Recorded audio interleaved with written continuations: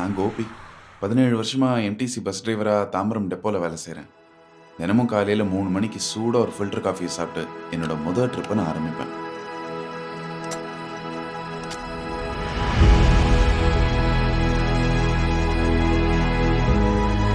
இவ்வளோ வருஷமா manual gear box உள்ள வண்டி தான் ஓட்டிட்டு இருந்தேன்.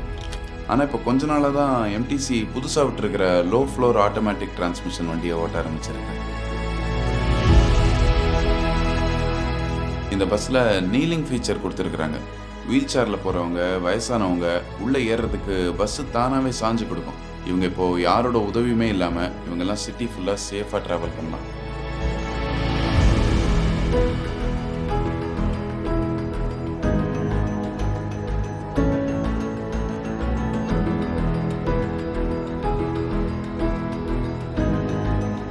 பேசஞ்சர்ஸு ஓடி வந்து பஸ் ஏறும்போது என் மனசுக்கு ரொம்ப கஷ்டமாக இருக்கும். ஆனால் இந்த பஸ்ஸில் கதவு மூடினா தான் வண்டியே நகரும். இது பேசஞ்சர்ஸ்க்கும் டிரைவர்ஸ்க்கும் 2 பேருக்குமே நல்லது.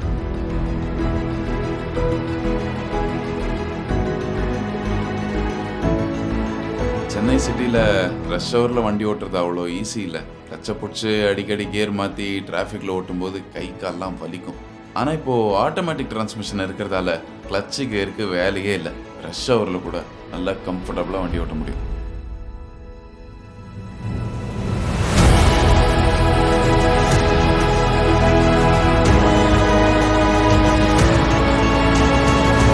இந்த பஸ்ஸில் போகிறது எவ்வளோ கம்ஃபர்டபுளாக இருக்குதுன்னா, ஆஃபீஸ் போகிறவங்க வேலை பார்த்துக்கிட்டே போகிற அளவுக்கு வசதியாக இருக்குது.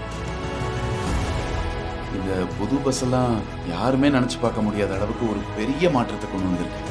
நினச்சாலே ரொம்ப பெருமையாக இருக்குது.